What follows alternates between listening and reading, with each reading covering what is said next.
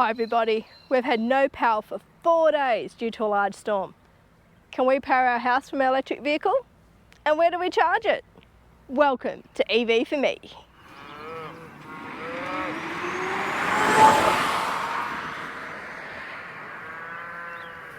The storm passed through last Monday and you see some of the damage it has caused.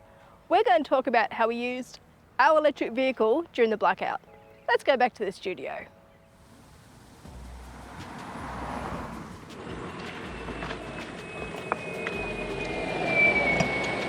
Welcome to the EV for me studio. It was a big storm, wasn't it? I was driving away from it, but it looked big. Yeah, because you're on the way to Gingalan. Yeah. Yeah. But basically it rolled in just after Kaz left for work. And on the weather radar was a big black blob going over Holt. So yeah, it was pretty big. Let's have a look at some storm footage. That'd be good.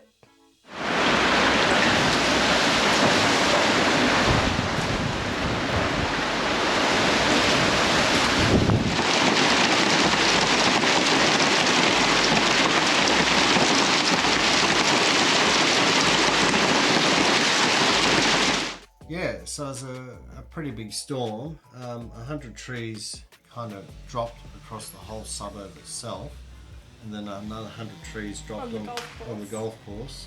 So there's about 200 trees in total that dropped.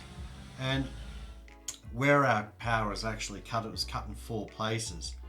So we had a transformer that was in between 2 poles on that platform. Trees just come down and yanked one of the poles and then twisted them, and the transformer just smashed into the front pole. There was another pole up the road that was just stripped of wires on both sides.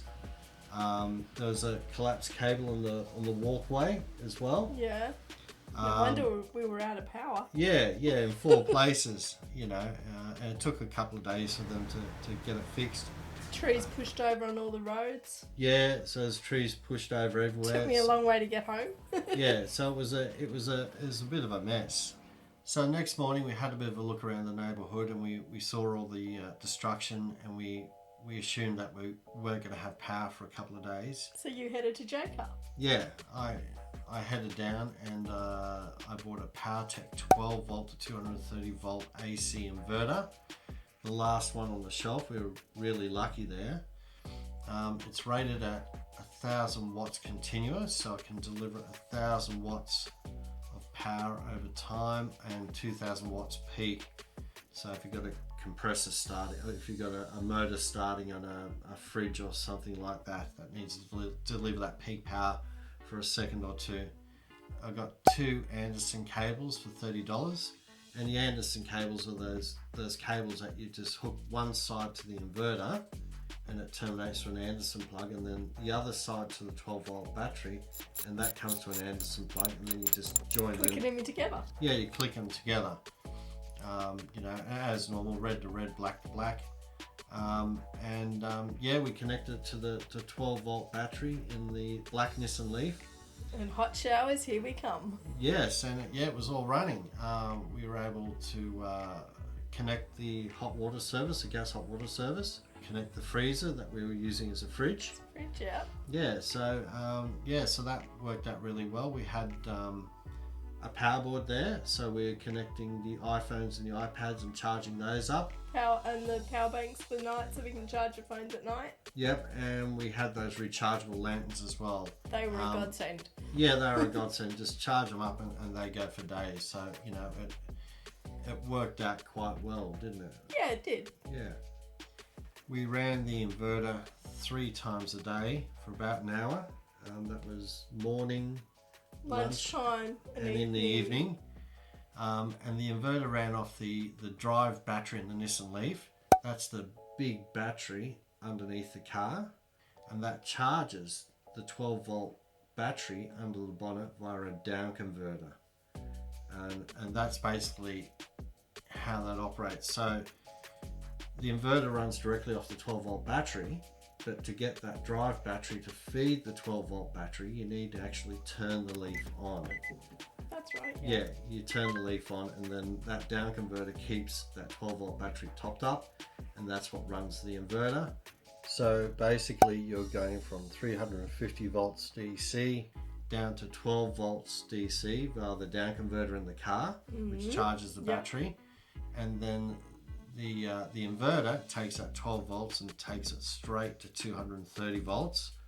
And we depleted roughly 2% a day off the main drive battery, which is pretty good.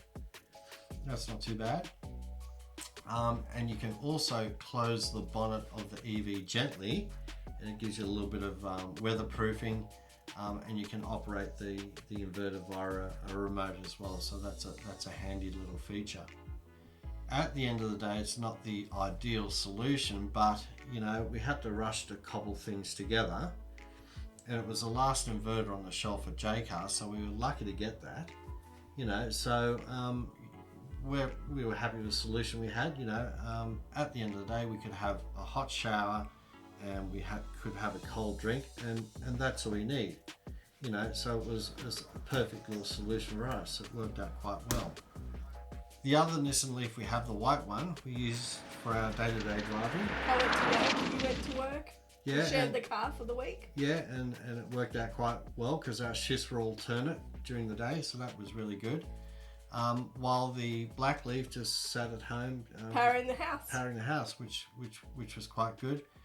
The biggest problem we had for the white Leaf was Finding a fast charger in Canberra. Yeah, it was a pain because we went to the city charger first, and there's another Leaf there. You know, fair enough. You know, so we had to go to the airport charger, which is way over the other side of town, and it cost us $16 or $17 to charge there. And then we had to top up the white Leaf again, and we went to the city charger again, and there's no vehicle there charging. And but it was in maintenance when we connected it up. Yeah, maintenance mode, that means it wasn't operating, so we had to go back to the airport again and top up the white Leaf. So that's really frustrating. Not ideal, but doable. Yeah, not ideal, but doable, yes. But hopefully this will get rectified over time as Canberra starts to roll out its little EV charger network later this year.